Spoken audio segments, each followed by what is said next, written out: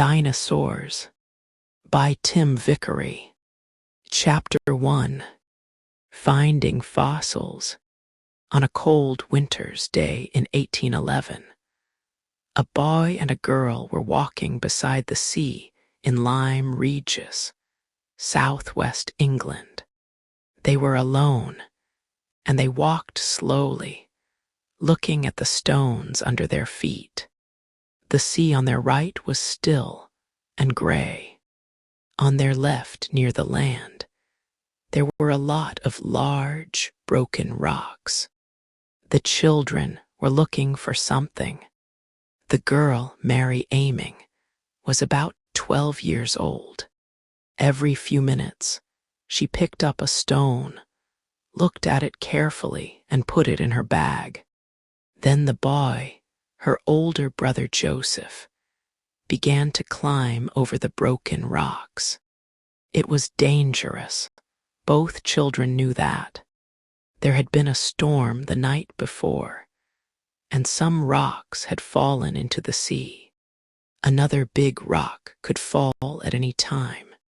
But the morning after a storm was also the best time to look for fossils, the bones of animals or parts of plants that had become hard and changed into rock.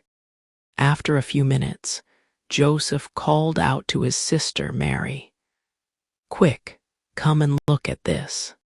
When Mary climbed up to him, he showed her a line of teeth, half a meter long, in the broken rock. And behind the teeth, there were some bones, like the head of a strange animal. "It's a crocodile, isn't it?" Joseph said, "We found a crocodile in the rocks." Mary looked carefully at the head of the strange animal that Joseph had found. "What's that round thing?" she asked. "Look there behind the teeth."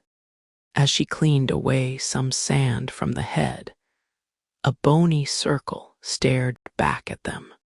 "That must be its eye," Mary said. "Look, it's almost as big as my head." Her brother laughed. "And its mouth is as big as your body. Be careful, Mary. Look at those teeth. It's going to eat you." "Don't be silly," Mary said. "It's dead. It died hundreds of years ago. Come on, we've got to find the rest of its body too." Some men helped the children to get the bones of the dead animal out of the rock. It was about 4 meters long, with flat, bony hands and a long tail. It had huge eyes and a long mouth full of sharp teeth. At first, people thought it was a crocodile, but it was not. It was an animal quite different from anything alive in the world today. In 1818, 2 scientists called Henry de la Becche and William Canibert gave it the name Ichthyosaurus. Mary Arming was wrong about one thing. The ichthyosaur did not die hundreds of years ago. It died millions of years ago, at a time which scientists today call the Jurassic period. But Mary Anning was very clever. She knew how to find the bones of dead animals. All her life, she looked for bones and fossils near her home in Lyme Regis. She found many more ichthyosaurs and a different sea animal, a plesiosaur. The plesiosaur had a round, flat body, 4 flat hands, and a very long neck, several meters long, with a very small head at the end of it. She found a strange flying animal, too, a pterosaur. Pterosaurs had long beaks full of sharp teeth and wings made of skin. Some of them had wings as big as the wings of a small plane. At this time, in the early 1800s, People were very interested in bones and fossils. Lots of people came to Lyme Regis to see the strange animals that Mary Anning had found. Among them were William Buckland and Gideon Mantell. William Buckland was a clever scientist from Oxford University. He was very interested in animals, and he liked to watch them and learn about them.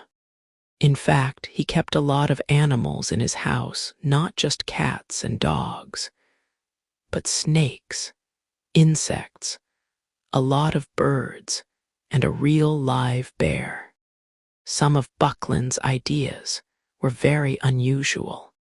He liked to eat animals, but not just the animals that people usually eat, like cows and sheep. He wanted to taste every bird, fish, insect, and animal in the world. So every time he found a new type of animal, he cooked and ate it. Buckland was also interested in rocks and fossils, and he rode all over England on his old horse, looking for fossils. He often visited Mary Anning in Lyme Regis and wrote about the ichthyosaurs and pterosaurs. Then one day, in the village of Stonesfield near Oxford, he discovered some fossil bones and teeth. The bones were enormous, and the teeth were sharp, like those of a meat-eater. So in 1824, Buckland wrote about his animal. He called it Megalosaurus, big lizard. Gideon Mantell was also very interested in Mary's work. He was a doctor who lived in the town of Lewes, in southeast England. One day in 1822, his wife met some workmen who were using rocks to mend the road near her house. They gave her an interesting rock that they had found. She showed it to her husband when he came home. Dr. Mantell was surprised. "That's not a rock at all," he said. "It's a tooth, a fossilized tooth." "But look how big it is," she said. "What animal does it come from?" "I don't know," Dr. Mantell said. "I don't know of any animal with teeth as big as this." Dr. Mantell went back to the place where the workmen had got the rocks and found some huge bones there. He decided that the bones and the tooth came from the same animal. But what was the animal like? For 3 years, he wondered about this. He talked to his wife and friends, but he did not tell the world about it. He decided that the tooth was like the tooth of an iguana, a kind of large lizard up to 2 meters long. But the bones came from an animal much bigger, 18 meters long. At last, in 1825, Dr. Mantell wrote about his animal, and he called it Iguanodon. Later, he sometimes said that he found the tooth, and sometimes that his wife did. 7 years later, in 1832, Dr. Mantell found some bones from a very different animal. This animal, he said, had a very thick skin. He called it Hylaeosaurus.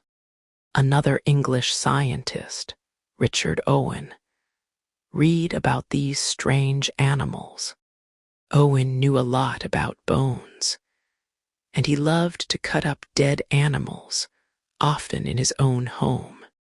When Owen spent months cutting up a dead rhinoceros, his wife was very unhappy about the terrible smell. In 1842, Owen wrote a book about the animals that Buckland, Mantell, and other people had found. He called his book Dinosauria, and he was the first person to use the name dinosaur, which means terrible lizard. He said that Megalosaurus, Iguanodon, and Hylaeosaurus came from 3 different groups of dinosaur, and scientists still use these 3 groups today. Owen was not a very nice man, but he was a great teacher. He wanted everyone to know about the dinosaurs. So he had some models of dinosaurs made for a park in Crystal Palace in London. The models were as big as real dinosaurs, and you can still see them there today. On 1 January 1853, Owen held a dinner party for 21 scientists. Inside the model of the Iguanodon, but Dr. Mantell was not there. He had died the year before. Scientists all over the world read Owen's book. Some of the scientists inside the Iguanodon came from Germany and Belgium. They found dinosaurs in their countries too. And in the 1870s, 2 Americans, Othniel C. Marsh and Edward Drinker Cope, began to find dinosaurs in North America, lots and lots of them. It was an exciting time in the American West, but it was a difficult, dangerous place to work. There was a lot of fighting everywhere, and the scientists carried guns to defend themselves. But people were building railways, and sometimes the railway builders found bones when they were digging through rocks. So it was just the right place for dinosaur hunters. Marsh and Cope were not friends. In fact, they hated each other. They hid bones from each other, spied on each other, and sometimes they stole each other's bones too. They argued with each other in newspapers and books. Each man tried to find more dinosaur bones than the other. The fight between them, which went on for about 20 years, was called the Bone Wars. Marsh won the Bone Wars. He discovered 80 new types of dinosaur, while Cope only discovered 56. But the Bone Wars made dinosaur hunting very popular. And by the time Marsh and Cope died, everyone knew about dinosaurs. Since then, scientists have found dinosaurs in South America, Asia, Africa, India, Europe, and Australia. Some of the most interesting dinosaurs today are the ones that scientists are finding in China. People have even found a few dinosaurs in Antarctica. In fact, just like people, dinosaurs lived all over the world. Chapter 2: Dinosaur Numbers. Everything about dinosaurs is extraordinary. Many of them were big, much bigger than humans. The biggest of all, Argentinosaurus, weighed more than 15 elephants. The tallest dinosaur, Sauroposeidon, could lift its head 5 meters above the ground. That is tall enough to look in through the 6th-floor window of a modern building. The longest dinosaur, Diplodocus, was 35 meters long, longer than 3 buses, and its tail was 21 meters long. The end of that tail could move frighteningly fast enough to knock a man's head off. Many dinosaurs were very, very dangerous. Spinosaurus, for example, was much bigger than an elephant. It had a mouth like a crocodile, but much, much bigger. It had 100 sharp teeth. An animal like that could probably kill and eat a human in 2 or 3 minutes. Luckily, however, there were no humans alive at the time of the dinosaurs. That is because the dinosaurs lived an enormously long time ago. It is really hard to understand how long, but it is important to try. How long have there been people like us, modern humans on Earth? Well, scientists say that we have been here for about 190,000 years. But before that, there were early humans, people who were almost human, but a little bit different from us. The oldest early human that scientists have found died 2 million years ago. That is a very long time ago. But it is nothing to the time that the dinosaurs lived. The last of the big dinosaurs died 65 million years ago. So all dinosaur bones are at least 65 million years old. But many of them are a lot older, of course, because that is when dinosaurs ended. When did they begin? The first small dinosaur appeared about 230 million years ago. So dinosaurs lived on Earth for 165 million years. That is more than 50 times longer than any kind of humans have lived on Earth. There were 3 time periods: the Triassic, the Jurassic, and the Cretaceous. The first dinosaurs appeared during the Triassic period. A lot more dinosaurs appeared during the Jurassic period. And even more dinosaurs lived until the end of the Cretaceous period. Then they all disappeared very suddenly. Chapter 3: The First Dinosaurs. Because the dinosaurs lived for such a long time, their story is a story of change. Slowly, over 165 million years, the world changed. And the dinosaurs changed too. The first dinosaurs were not very big or frightening. They looked like small chickens. They ran around on 2 legs, but instead of wings, they had hands with 5 fingers.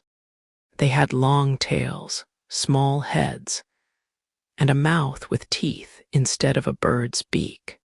In the time before the dinosaurs, there were lots of different animals, but about 250 million years ago, something terrible happened.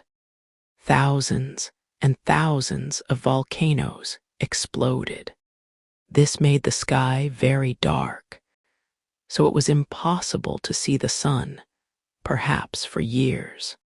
Not surprisingly, 95% of all animals and plants died.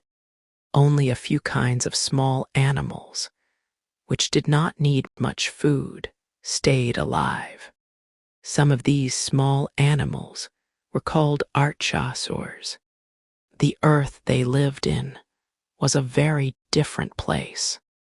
There were plants, but no grass, no flowers, and no fruit. And all the continents that we know today, Europe, North America, South America, Asia, Africa, Antarctica, were quite different. All the land was just one large continent called Pangaea. So these little archosaurs could walk from one side of Pangaea to the other. In the 1960s, an archosaur called Marasuchus was found in Argentina. It was very small, just 10 centimeters high. It ran on 2 legs and had hands with 5 fingers. It had a long tail and a mouth with lots of very small teeth, and it probably ate insects and little animals, but it could run very fast. One of the important things about dinosaurs was that they had legs under their bodies, like birds. That helped them to run away from enemies like crocodiles, which have their legs beside their bodies. It helped them to grow tall too. Another archosaur was Aeoraptor, also found in Argentina. It was a little bigger than Marasuchus, about 30 centimeters high, like a small dog, and 1 meter long. It also ran on 2 legs and ate insects and small animals, but it only had 3 fingers on each hand. It is one of the earliest dinosaurs of all. These little archosaurs were not the only animals that were alive on Pangaea. There were animals like crocodiles, and there were also small flying animals, like the pterosaurs that Mary Aming found. The pterosaurs had wings made of skin between their fingers. They had long tails and beaks with teeth. They flew all over Pangaea, and sometimes they killed the little archosaurs and ate them. All the rest of the world was sea lots, and lots of it. The sea was full of ichthyosaurs and plesiosaurs. These were in the same family as the archosaurs, but they had learned to swim and live in the sea. Some ichthyosaurs were small, but others were huge, more than 15 meters long. They had long mouths full of teeth and huge eyes to see in the dark. As millions and millions of years passed, all of these animals evolved in different ways. The small 2-legged archosaurs, like Marasuchus and Aeoraptor, evolved over time into the first real dinosaurs. Scientists make a picture, like a family tree, to show this. In the picture, the oldest animals, the archosaurs, are at the bottom, and the most recent dinosaurs are at the top. Richard Owen, in 1842, said that there were 3 main types of dinosaur: meat-eating dinosaurs and 2 types of plant-eating dinosaurs. Scientists today agree with him. The meat-eating dinosaurs are called theropods. The plant-eating dinosaurs with long necks and tails are called sauropods, and the ones with extraordinary thick skins are called ornithischians. One of the first theropods was Coelophysis. It ran on 2 legs, like Marasuchus and Aeoraptor, but Coelophysis was much bigger, about 1 meter high and 2 or 3 meters long. It had 3 strong claws on its hands, and a long tail and long mouth like a crocodile. It could probably stand up on its back legs, as tall as a man, but it was not heavy, because its bones were full of air, like the bones of a bird. It was as long as a small car, but it weighed the same as a 7-year-old child, so it could run very fast and hunt smaller animals for food.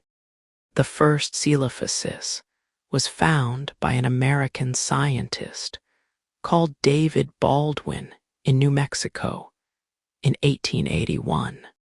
Baldwin often spent months looking for fossils all alone in the middle of winter, with only his horse beside him. He sent the bones of the Coelophysis to Edward Drinker Cope during the Bone Wars.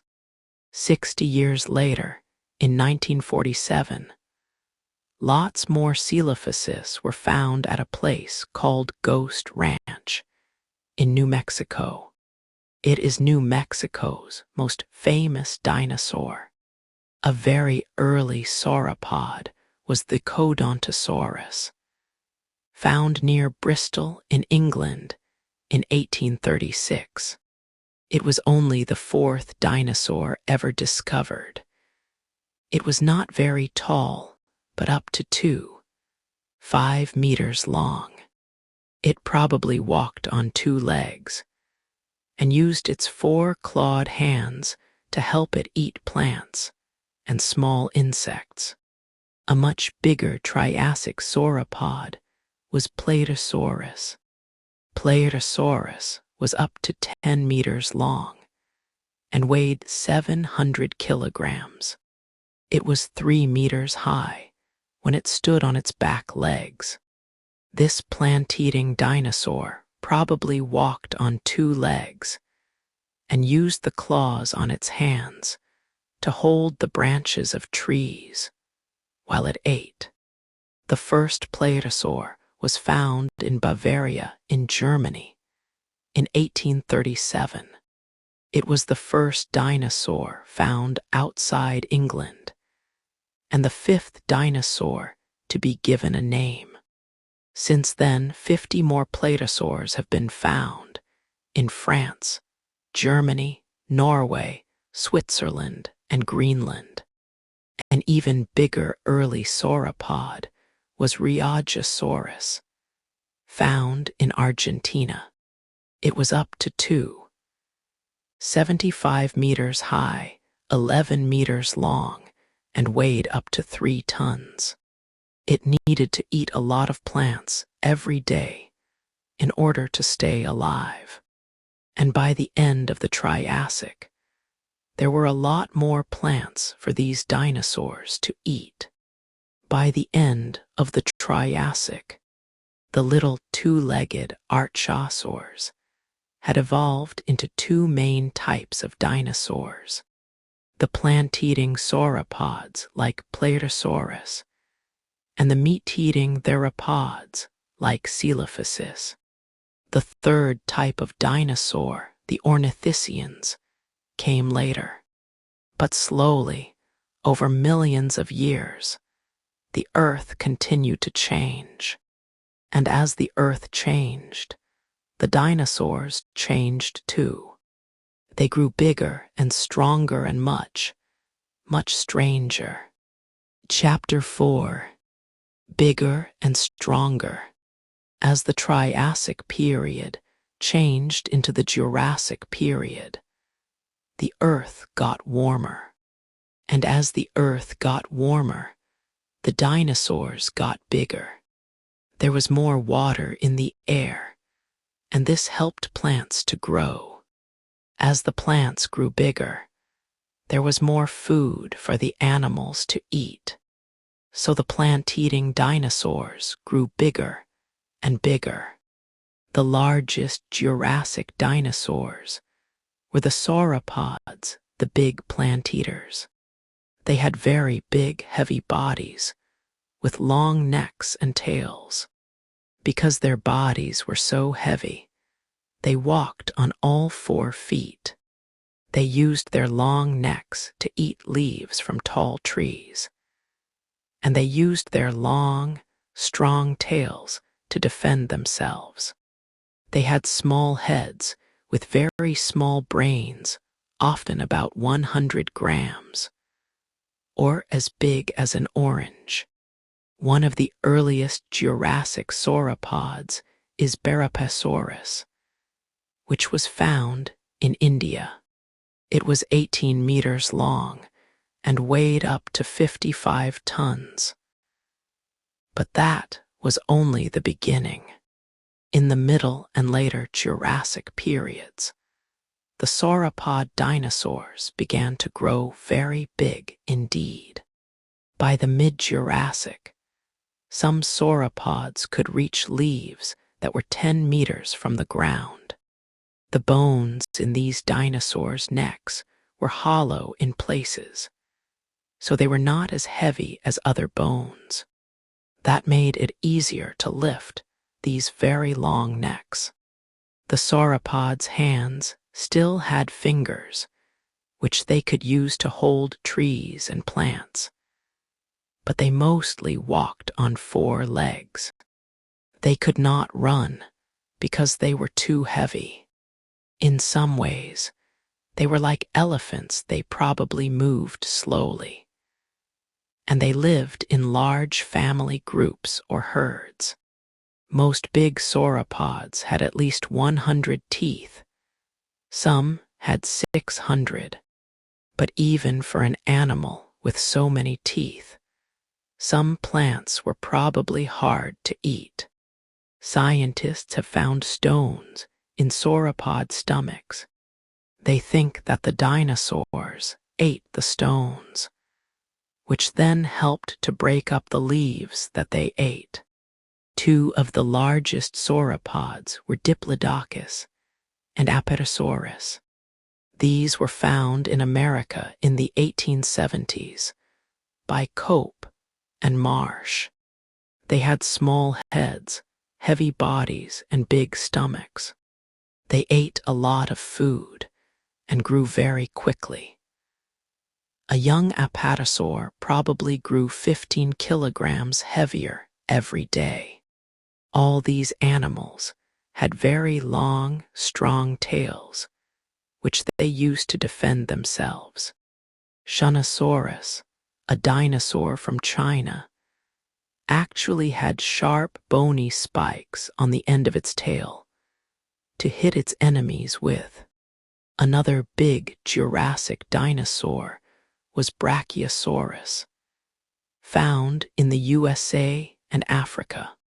An adult brachiosaur weighed up to 50 tons and was 26 meters long. Unlike most dinosaurs, its front legs were longer than its back legs. This meant that it could lift its huge head on its long neck, about 16 meters above the ground. On top of its head, between its eyes, Brachiosaurus had a big, hollow nose full of air. Scientists think that it used this nose to make loud noises, perhaps to sing to its friends and frighten its enemies. Then there was Mamenchisaurus, another enormous Jurassic dinosaur from China. This huge dinosaur was 25 meters long. Its neck was 12 meters long, one of the longest necks of any animal ever discovered. But why were these dinosaurs so big? Well, one reason is that the world was getting warmer and wetter, so there was more plant food for them to eat. But there was another important reason: safety. It is easier for big animals to defend themselves against their enemies. And these big Jurassic sauropods had a lot of very big, dangerous enemies. One of their most dangerous enemies was Allosaurus. Allosaurus was a big theropod, a meat-eating dinosaur. It was about 5 meters high, much taller than a man, and 12 meters long. It weighed 2 tons or more. It ran on 2 legs and had 3-fingered hands with long, sharp claws. It had small horns over its eyes and a mouth full of sharp teeth like kitchen knives. It used these terrible claws and teeth to kill and eat its food. And its favorite food was big sauropods like Apatosaurus, Diplodocus, and Brachiosaurus. But how did it kill these enormous animals? Allosaurus was big, But Apatosaurus was much bigger. It was one of the biggest animals on Earth. It was 20 to 25 meters long and weighed up to 28 tons more than a family of elephants. And with its long, strong tail, it could kill a small dinosaur in a second. Sometimes, perhaps, a brave, hungry allosaur jumped onto the back of an adult apatosaur and tried to kill it with its terrible teeth and claws. But that was very difficult and dangerous, so perhaps they did it a different way. Some scientists think that allosaurs hunted in family groups. So perhaps 4 or 5 terrible meat-eaters all jumped onto the back of one apatosaur together. That was probably easier, and there was plenty of meat for all of them when they killed it. And like lions today, they probably did not try to kill the biggest and strongest apatosaur. They looked for an animal that was old or ill and killed that. And sometimes they found an animal that was already dead. But Allosaurus was a very good killer. Scientists are sure about that. The dinosaur scientist Thomas Holtz says that dinosaurs like Allosaurus changed very little over 100 million years. That means, of course, that they were very successful at what they did. And what they did was hunt, kill, and eat sauropods. Another terrible Jurassic meat-eater was Ceratosaurus. This dinosaur was smaller than Allosaurus, but it was still taller than a man. It was 6 to 8 meters long and heavier than 2 horses. Ceratosaurus also ran on 2 legs. It had long, sharp claws on its 4-fingered hands and a mouth full of very sharp teeth. It had 3 small horns on its head and an unusually strong tail. But unlike Allosaurus, it did not always hunt big sauropods. The scientist Robert Backer has found lots of Ceratosaurus teeth near the bones of fish and small crocodiles. He thinks that Ceratosaurus used its big, strong tail to swim and hunted for its food in the water. During the Jurassic period, the continent of Pangaea began to break into 2 continents, Laurasia and Gondwana. The Atlantic Ocean appeared at first. It was about 50 kilometers wide. Much of modern Europe was underwater then, so there were lots of fish for Ceratosaurus to eat in Jurassic seas, lakes, and rivers. But there were lots of other animals there too. In the Jurassic seas, the ichthyosaurs grew even bigger and stronger. They were hunters, with enormous eyes and long mouths full of sharp teeth. And they could swim very, very fast, probably at 30 to 50 kilometers per hour. There were plesiosaurs in the sea too. Plesiosaurs did not look like fish. They had round, flat bodies, with 4 huge, flat hands that they used to push themselves through the water. They had short tails, but very long necks, sometimes over 10 meters long. Some had very small heads, but others had huge heads, 3 meters long, bigger than any other dinosaur head. In the Jurassic skies, a new type of pterosaur appeared, the pterodactyl. Pterodactyls had longer necks than Triassic pterosaurs, and they had bigger brains too. Most of them had long mouths full of sharp teeth, and many of them ate fish. Most pterodactyls were as big as large birds today, but a few were much, much bigger.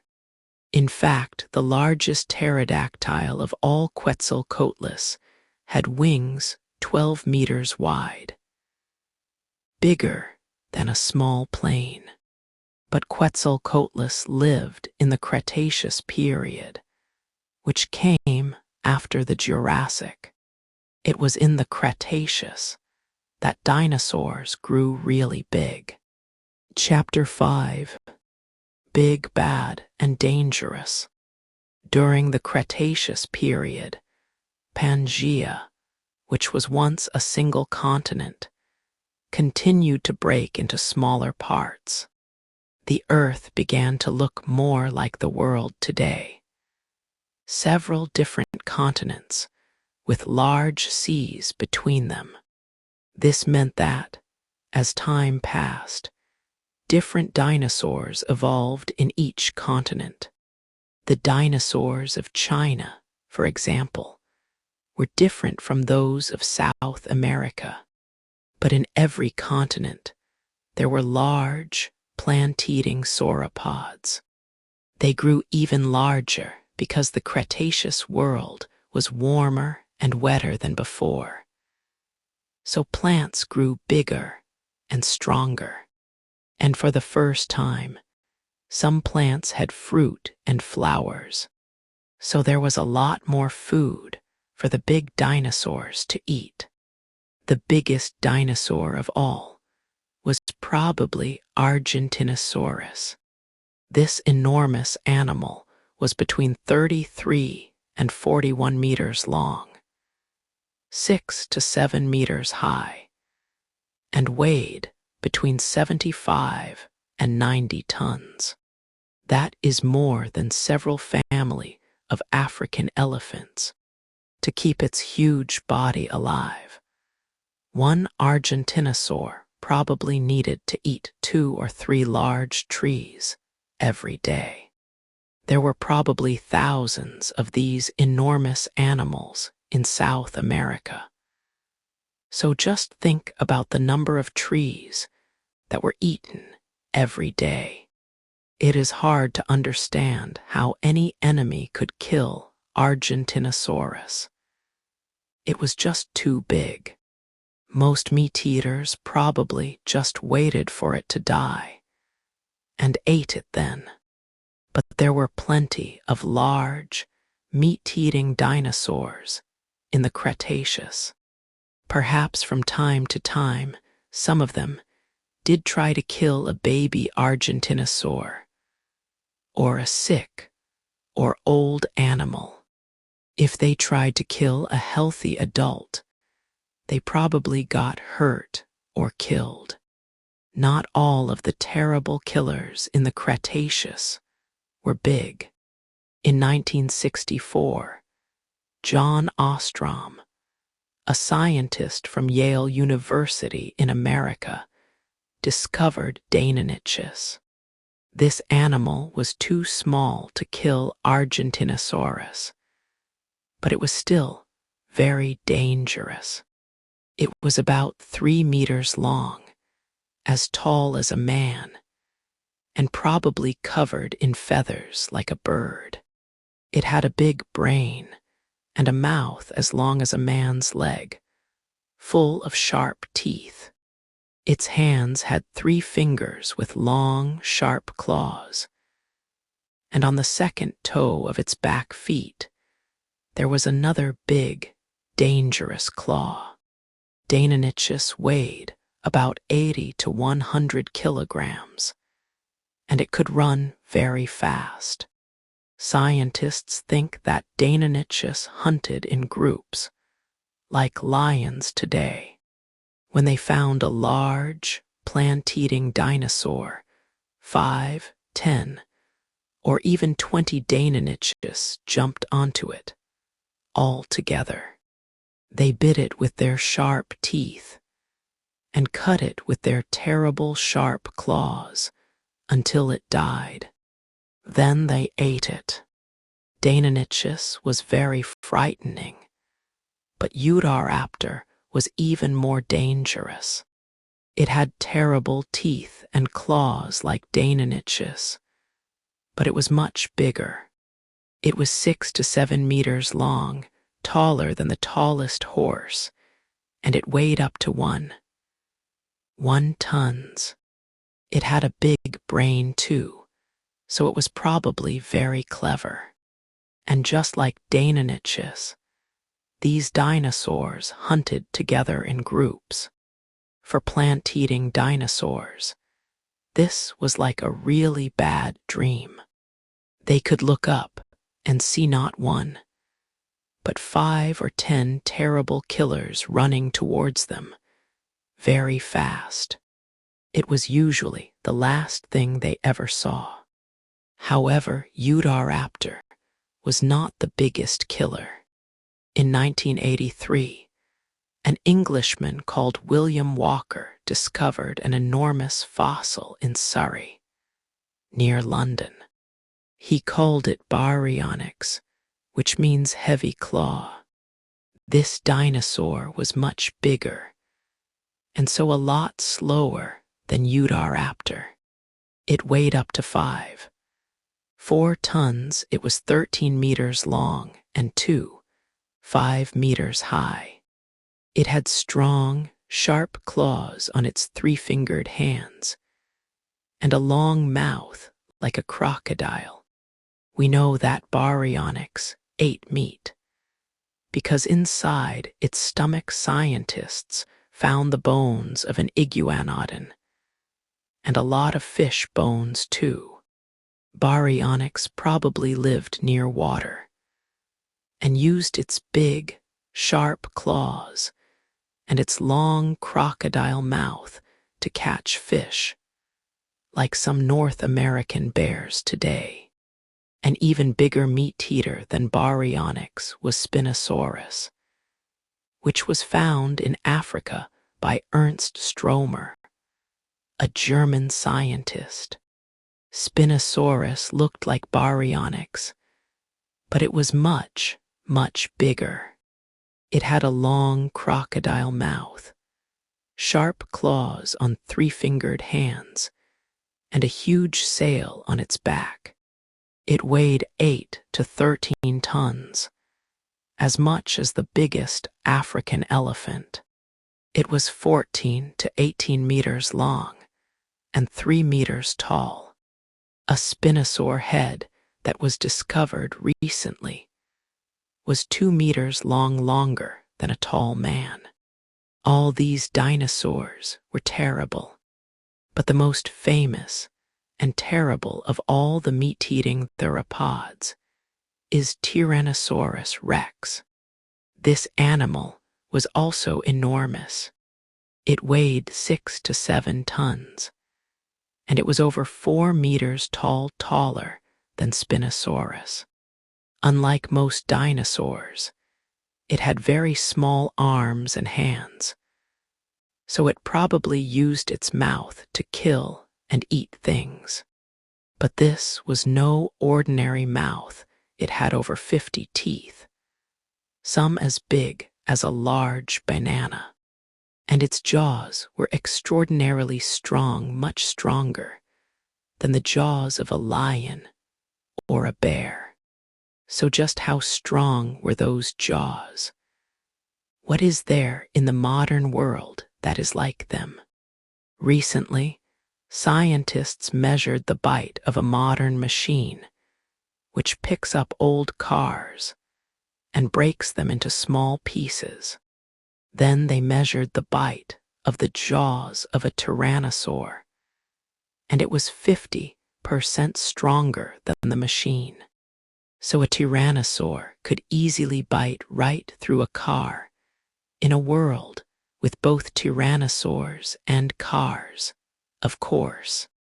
Because they were so big, tyrannosaurs could probably not run very fast. So some scientists think that they did not hunt like Deinonychus. They just found dead animals and ate them. But other scientists disagree. They say that really big sauropods, like Diplodocus and Argentinosaurus, could not run fast either, and scientists have found damage from tyrannosaur teeth on the bones of 2 dinosaurs which escaped. This shows that tyrannosaurs tried to kill living dinosaurs. Tyrannosaurus was a North American dinosaur. In Hell Creek, Montana, scientists have found fossils from more than 50 tyrannosaurs. But in China and Mongolia, they have discovered fossils of Tarbosaurus, a dinosaur in the same family as Tyrannosaurus.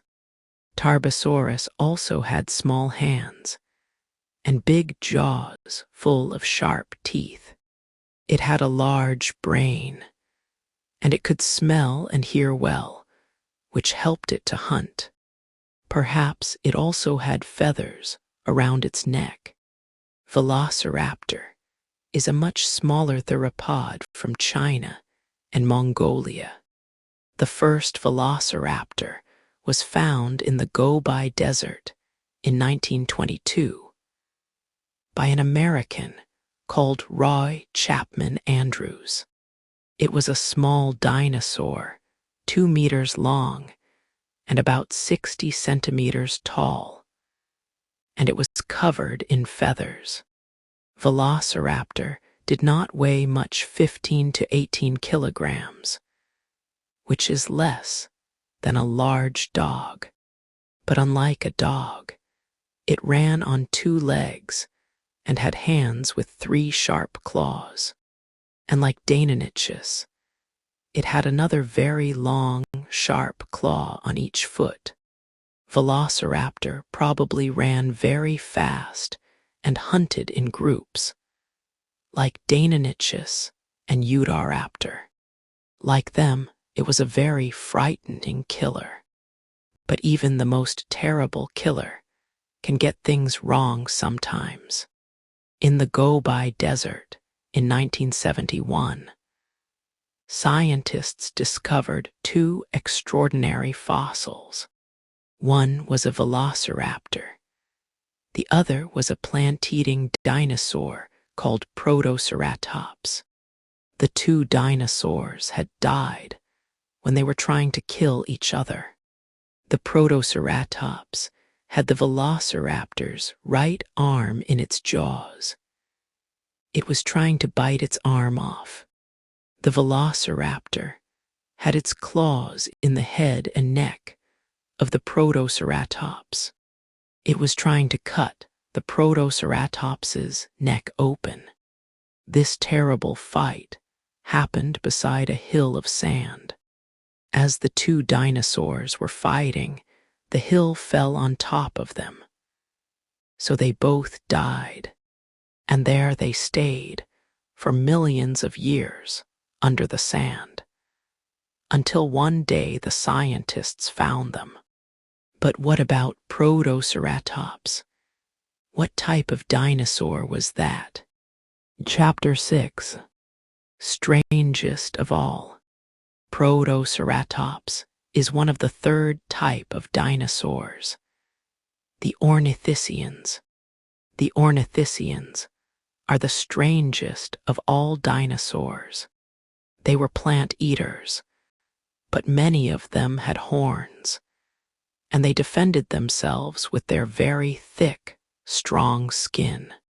There were very few ornithischians in the Triassic period. They began to appear in the Jurassic, and there were lots of them in the Cretaceous. Protoceratops was a very successful small dinosaur. Its mouth was like a bird's beak and had a very strong bite. And behind its head, Protoceratops had a large frill of skin. This frill was probably brightly colored, and the dinosaur used it to frighten its enemies and attract females. Triceratops was like Protoceratops, but much bigger. In fact, Triceratops was huge. It was 8 meters long and weighed 11 tons, much more than the largest African elephant. Like Protoceratops, it had a mouth like a bird's beak and a large frill of skin and bone behind its head. Its head was enormous, and it had 3 large horns. Triceratops used these horns to defend itself against its enemies. We know that this happened because some Triceratops horns have damage from Tyrannosaurus teeth on them. The ornithischians had many ways to defend themselves against enemies, like Tyrannosaurus. Huayangosaurus, found in China in 1982, had lots of sharp spikes all along its back. There were bony spikes on its shoulders too, and on the end of its tail. Stegosaurus from North America was much the same. These dinosaurs used their strong, bony tails to hit their enemies. Several meat-eaters, like Allosaurus, have been found with holes in their bones made by the spikes on the tail of a Stegosaurus. Animals like these from the late Jurassic have been found in Europe and Africa. All of them were huge, as big as a modern rhinoceros. Ankylosaurus lived in the late Cretaceous. It had a really thick skin, with spikes all over its back, head, and sides.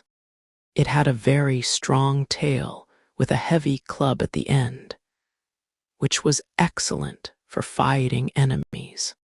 Ankylosaurus was up to 9 meters long and weighed up to 8 tons, much more than an elephant. So when that tail hit something, it hurt. Tenontosaurus was another big, plant-eating animal, but it was not as strong or dangerous as Ankylosaurus. It lived in large herds in North America. In fact, some scientists call it the cow of the Cretaceous because there were so many of them. Tenontosaurus was an everyday food for meat-eating hunters like Deinonychus. Iguanodon was an ornithischian too. It lived in large family groups or herds, like cows or sheep today. In Belgium, the fossils of 40 of them were found in the same place. Iguanodon had a long face like a horse, with a mouth like a beak for eating plants. It could eat plants well, moving both jaws at once. We humans only move the bottom jaw. Iguanodon sometimes walked on 2 legs and sometimes on 4. Each hand had a sharp spike, like a thumb, which it used to fight its enemies. And it could also pick things up with the help of its little finger. It was as big as a large African elephant. Hadrosaurs were in the same family as Iguanodon, but they were even stranger. These plant-eating dinosaurs had flat, wide beaks with teeth. Inside them, lots of them. In fact, some hadrosaurs had up to 720 teeth. Humans only have 28. New teeth were growing all the time to take the place of any teeth that fell out. Hadrosaurs had long faces like horses too, and they lived in large herds all over North America. The smallest was as big as a horse, but many were bigger than elephants. One of the strangest hadrosaurs was Lambeosaurus. It was 3 or 4 meters high and weighed up to 8 tons. On its head was a large bone like an enormous hat. The hat was as big as a man. The male Parasaurolophus had an even bigger hat on the back of its head. This hat was really a long, hollow bone, about 1 meter long, joined to its nose. At first, scientists could not understand this. What was it for? Then they found a possible explanation. When they blew air through this long, hollow bone, it made loud musical sounds. Was Parasaurolophus a musical dinosaur?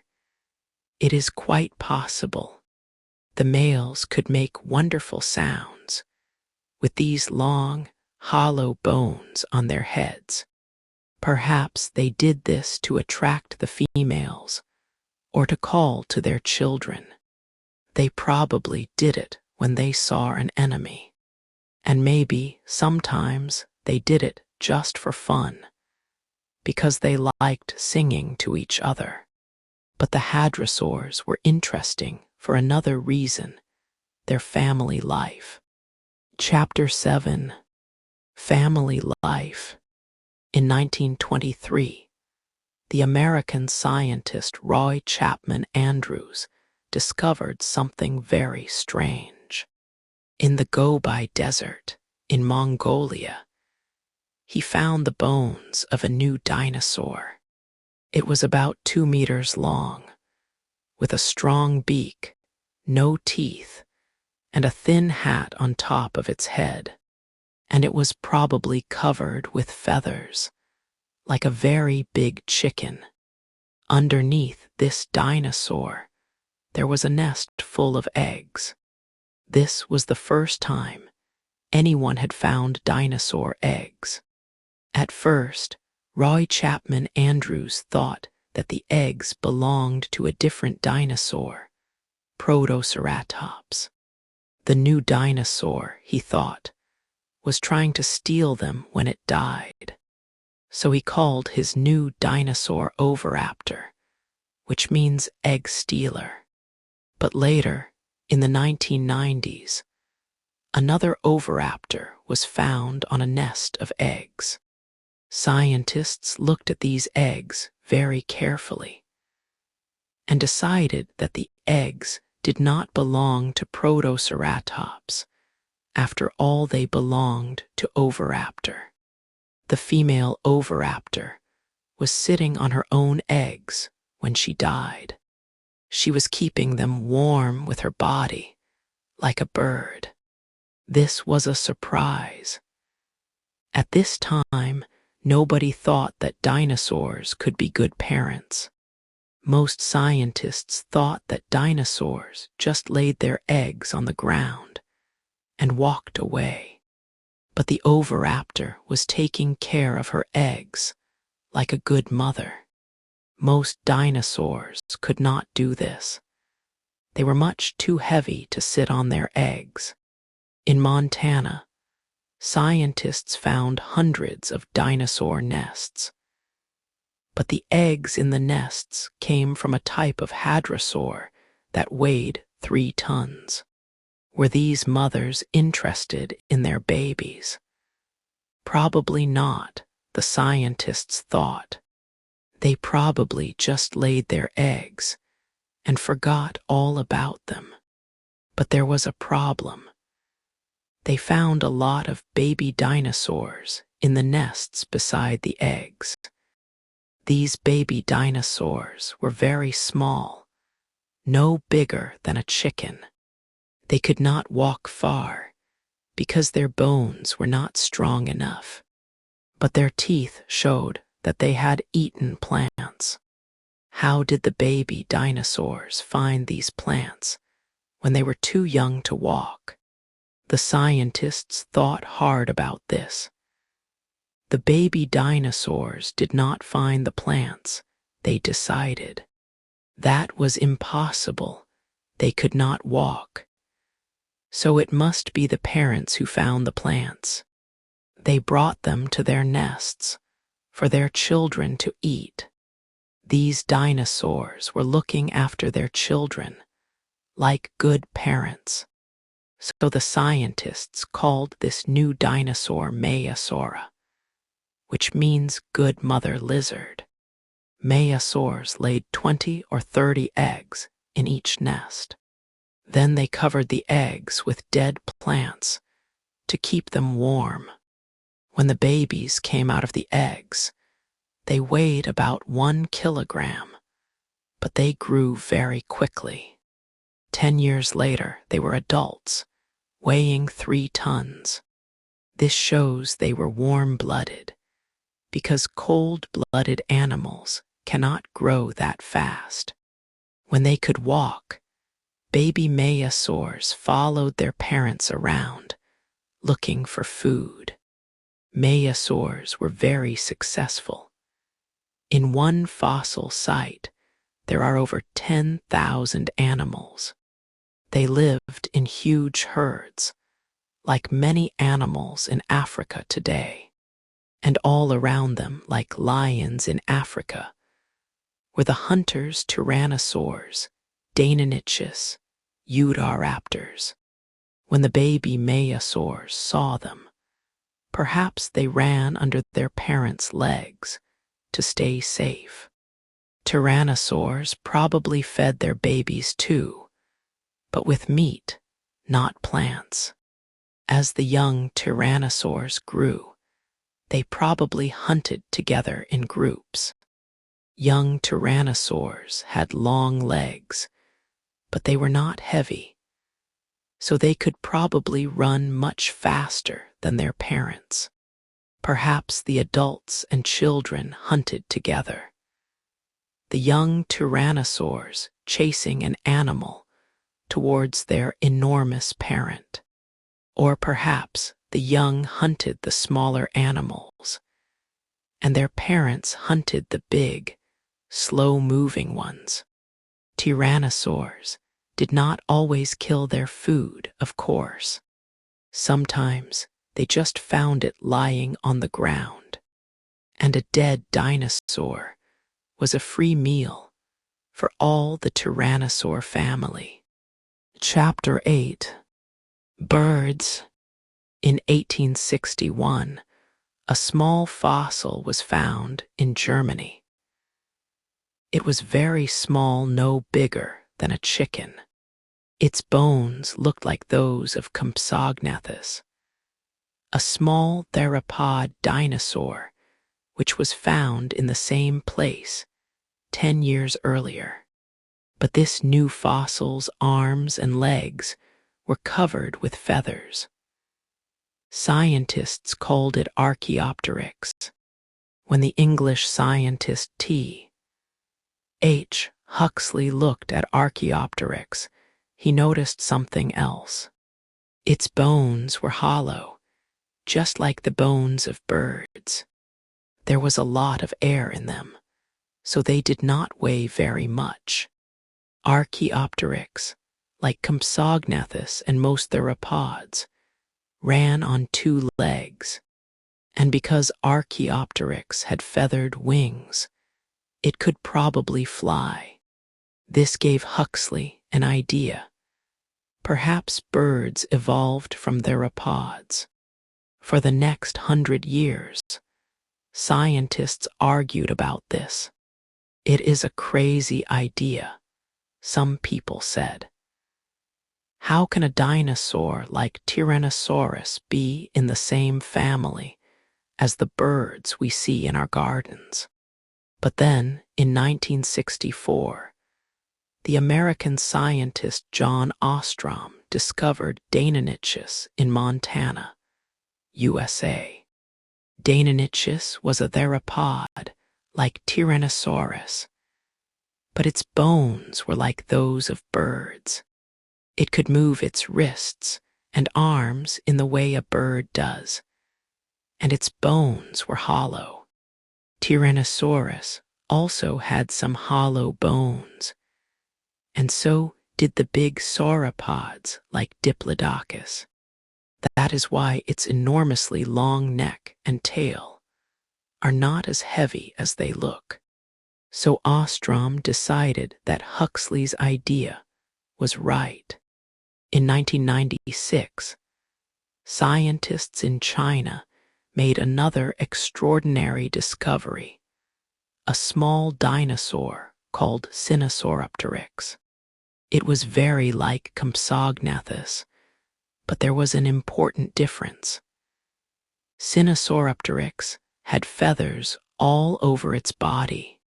The sand where it had died was very fine and soft, so scientists could see that it had had feathers. Sinosauropteryx was a theropod like Tyrannosaurus, but it was covered in feathers like a bird. No other animals have feathers, only dinosaurs and birds. In the next few years, Chinese scientists discovered many more feathered dinosaurs. The one most like a bird was Microraptor, which had a long tail, a beak with small teeth, and claws on its hands and feet. It was smaller than Archaeopteryx, but it also had long feathers on its arms and legs. So perhaps it flew with 4 wings, not 2. Other Chinese dinosaurs like Oviraptor had feathers but could not fly. So which came first, feathers or flying?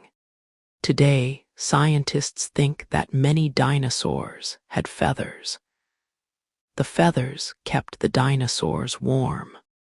They also helped dinosaur mothers, like Oviraptor, to keep their eggs warm in their nests.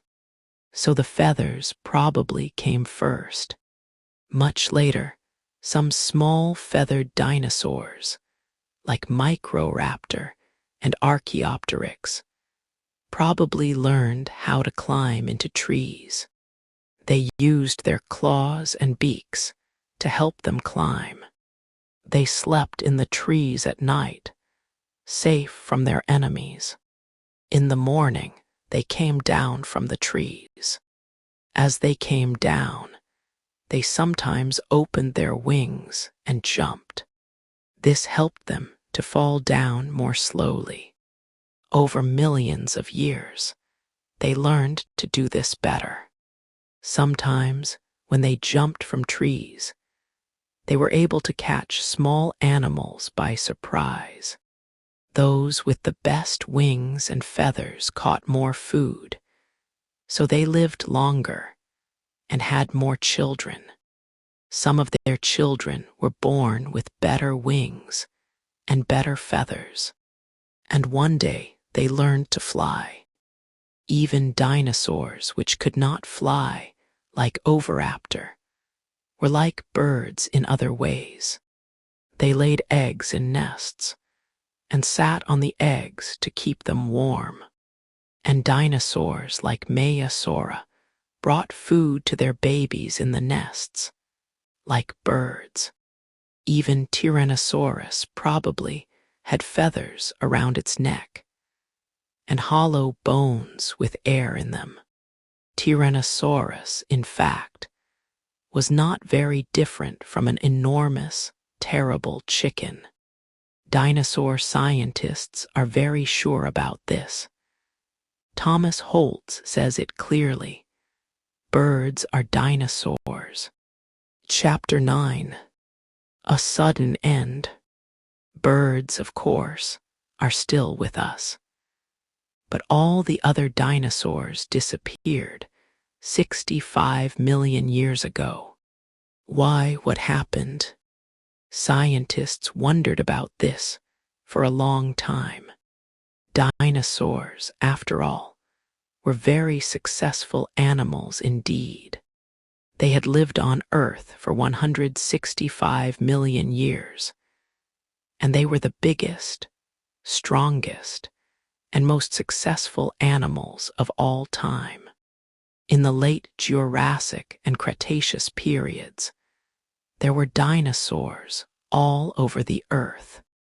They lived on every continent, even in Antarctica, which was much warmer at that time than it is today. And then, 65 million years ago, they all disappeared very suddenly. There are no dinosaur fossils anywhere on Earth from after that time. Something terrible must have happened to them. But what was it? In the 1970s, a scientist called Walter Alvarez tried to answer this question. He looked at the rocks from the Cretaceous and the time after that, the Tertiary. There were hundreds of dinosaur fossils in the Cretaceous and none in the Tertiary. But in between the Cretaceous and the Tertiary, he found a thin line of clay, a kind of soft, wet rock. He found this line of clay all over the world, and everywhere it was the same. In it, he found a silver-white metal called iridium. Iridium is very unusual on Earth, but there is a lot of it in meteors, the rocks, that sometimes fall onto the Earth from the sky. So the iridium came from a meteor.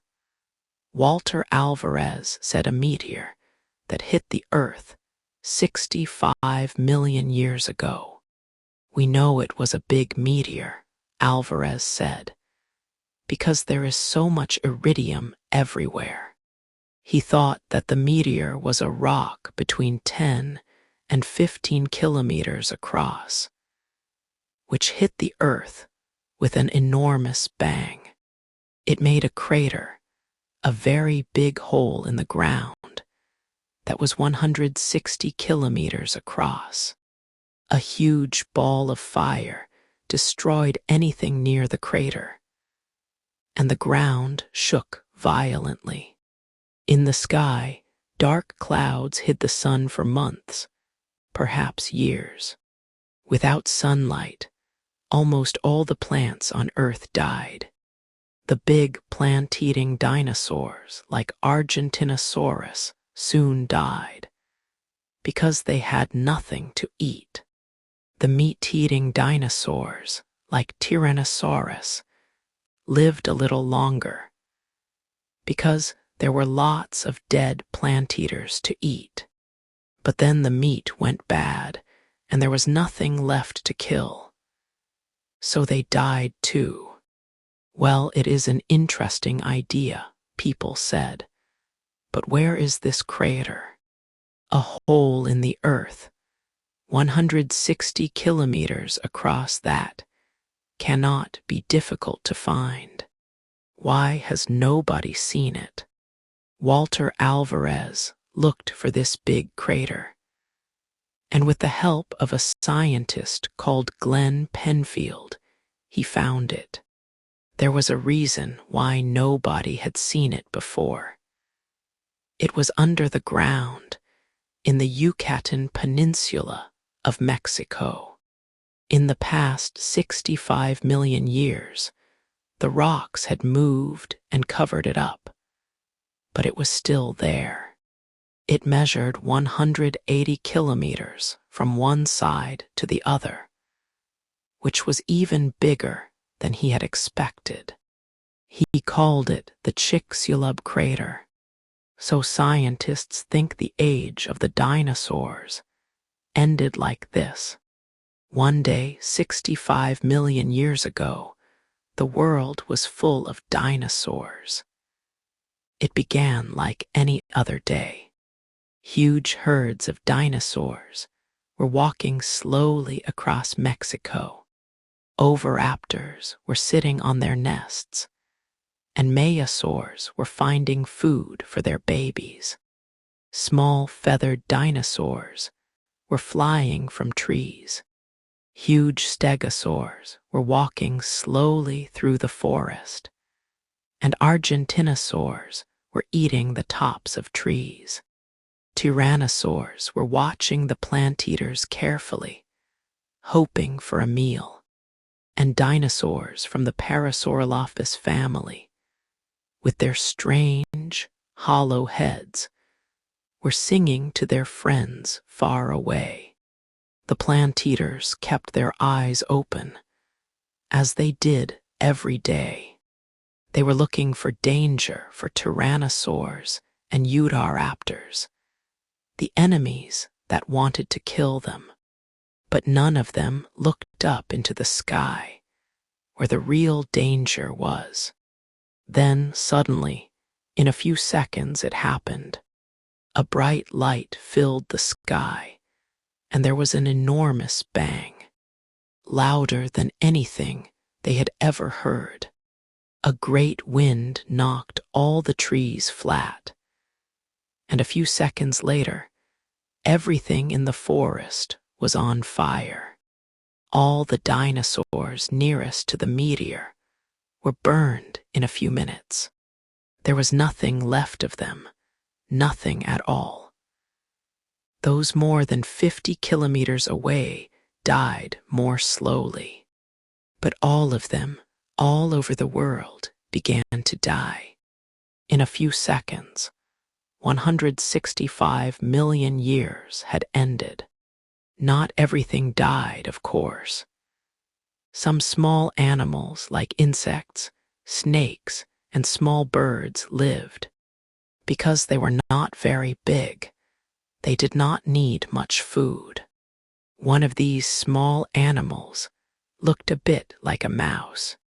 It was a warm-blooded animal, covered in soft hair, and it probably lived in holes in the ground. Dinosaurs ate lots of them every day, but now, suddenly, the dinosaurs were gone. So now this animal could come out of its holes and feel a little bit safer. This small, unimportant animal was an early mammal. Over the next 5 million years, it slowly evolved into many different types of mammals: elephants, lions, bears, horses, sheep, and humans. And today there are mammals all over the earth, just as once upon a time there were dinosaurs. Chapter 10: Studying Dinosaurs. But how do we know all this? There were no humans alive when the dinosaurs lived, and we cannot travel back in time to watch them. So how do we know? We can learn a lot about dinosaurs from fossils. There are two types of dinosaur fossils: body fossils and trace fossils. Body fossils are what is left of the real bones from dinosaur bodies. Over time, they have changed and become hard, like rock. Sometimes scientists are lucky and find all the bones of a single dinosaur in one place. But that is very unusual. Usually, they just find a few bones, and the other parts of the body have disappeared. This may be because when the dinosaur died, some other animals ate it and carried away the bones. Sometimes water has washed some of the bones away, or the rocks that contained the fossils have broken into smaller pieces. But even from one fossil, we can learn a lot. Dr. Mantell learned a lot from the single iguanodon tooth he found in 1822. It was very big, so it came from a very big animal. It was not a very sharp tooth, so he knew the animal ate plants, not meat. And it looked different from the teeth of almost every animal alive today. The only living animal with teeth like that was the big lizard called an iguana. So Dr. Mantell called it iguanodon. Later, when he found some more bones, he learned more about its legs, arms, and head. In the same way, when William Buckland found Megalosaurus, he knew that it was a meat-eater because of its sharp teeth. Trace fossils are things like dinosaur footprints, eggs, and dung. Dinosaur footprints can tell us how it walked. Did it walk on 2 feet or 4? How fast could it run? The footprints of one theropod from Texas show that it was running at 39 kilometers per hour, faster than a horse. The eggs and nests tell us about dinosaur babies and family life. And dinosaur dung. Yes, scientists look at this carefully too. When they find bits of plants or animals in it, they know what the dinosaur was eating. The dung is millions of years old and has become hard like rock, so it does not smell bad. Today, scientists use computers to make pictures of dinosaur bones to see how they worked. They can watch the dinosaurs moving on the computer. How do we know that meat-eaters like Tyrannosaurus rex killed other dinosaurs? The scientist Robert Bakker answers that. He calls himself a murder detective. Dinosaur scientists, he says, dig up murder victims from 144 million years ago. Then we figure out who killed them. How does he do that? He looks for bullets and bullet wounds. The bullets are dinosaur teeth. Meat-eating dinosaurs often lost 1 or 2 teeth when they killed, or were eating other dinosaurs. They grew new ones later. So when Bakker finds teeth near a dead diplodocus, it is like finding a bullet near a dead man. If he finds allosaur teeth, he knows that an allosaur was the killer. And when he finds tooth damage on bones, the damage is like bullet wounds. It also gives him information about the killer. Were dinosaurs cold-blooded, like lizards and fish, or warm-blooded, like mammals? Cold-blooded animals do not need much food and move slowly when it is cold. Warm-blooded animals need much more food and move quickly, even in cold weather.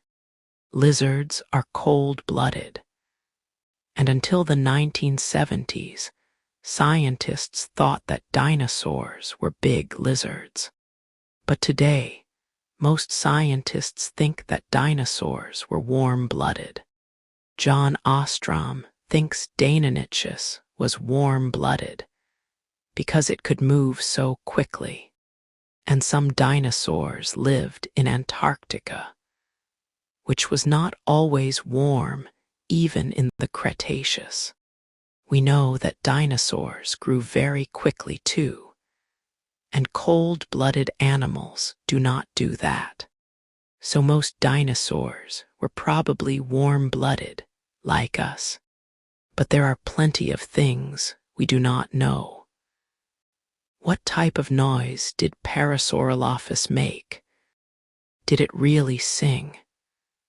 Lots of dinosaurs probably made noises, but nobody has ever heard them. And what color were dinosaurs? Again, nobody knows, because color does not stay in fossils. But dinosaurs were probably colorful, like birds and animals today. Think of the large frills on the heads of Protoceratops and Triceratops, or the hat on Lambeosaurus. They were probably there to frighten enemies and to attract females, and a brightly colored frill is much easier to see. Lots of birds today are brightly colored, and many dinosaurs, like birds, had feathers. So lots of dinosaurs were probably covered with beautiful feathers, just like birds. But what color were they? Nobody knows. Chapter 11. Dinosaurs Today. In 1896, the rich Scottish-American businessman Andrew Carnegie built a museum of natural history in Pittsburgh, Pennsylvania. Carnegie wanted the biggest dinosaur in the world for his museum, so he asked his scientists to find one. At Sheep Creek, near the Freeze-Out Mountains in Wyoming, they found what they wanted, an enormous diplodocus. At that time, it was the biggest dinosaur in the world. They called it Diplodocus carnegii, giving it Carnegie's name. Carnegie was very happy, but he had a problem. His museum was not big enough, so he had to build a huge new room just to keep his Diplodocus in. When King Edward VII of England visited Carnegie at his castle in Scotland, he saw a picture of Carnegie's Diplodocus. "I say, Carnegie, what in the world is this?" the king asked. Carnegie smiled and told him that it was the biggest animal that ever lived and that it had Carnegie's name. "Oh, I say, Carnegie," the king said, "we must have one of these in the British Museum." Carnegie loved to be important, so in 1905 he sent a model of his Diplodocus to the Natural History Museum in London.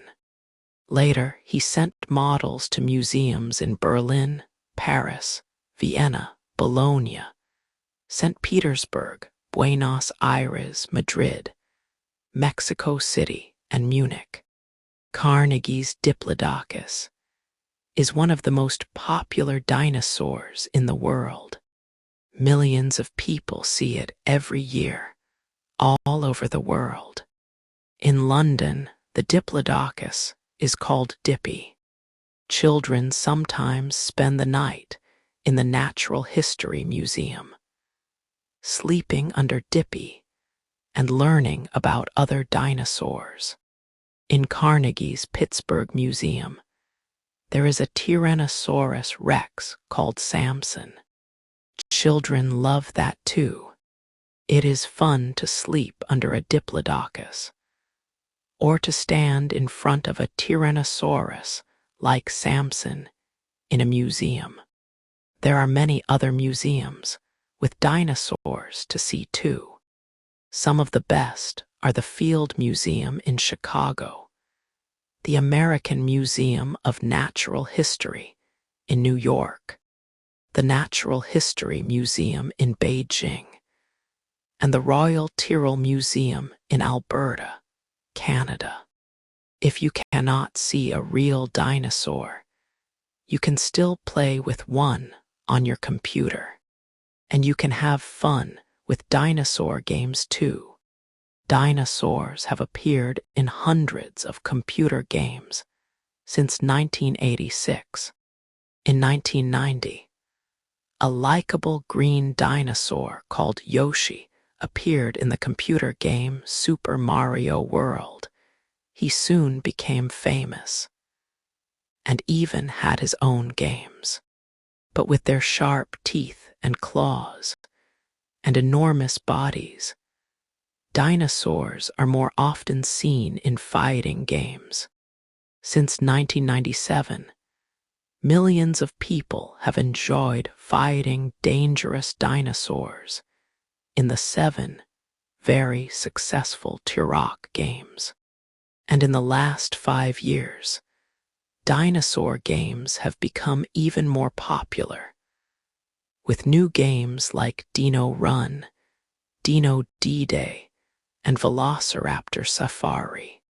But can you imagine a world with dinosaurs and humans together? In the 1900s, people began to write books about this idea.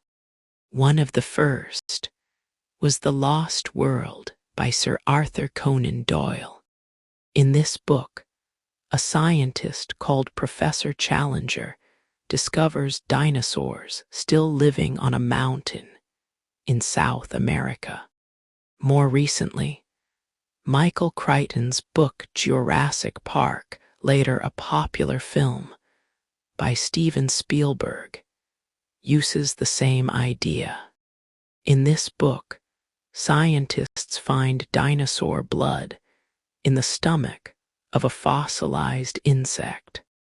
They use this blood to make new dinosaurs. Is this really possible? Scientists say no, well, not yet, and that is a good thing.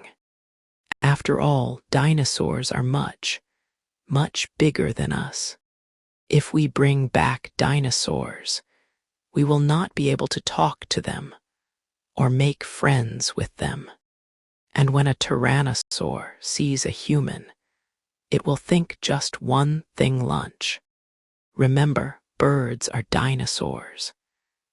Tyrannosaurus was, in some ways, like an enormous chicken. So if you want to see a real living dinosaur, watch a group of hungry chickens eating their food. Then think of a chicken as big as a house. Do you really want the dinosaurs to come back?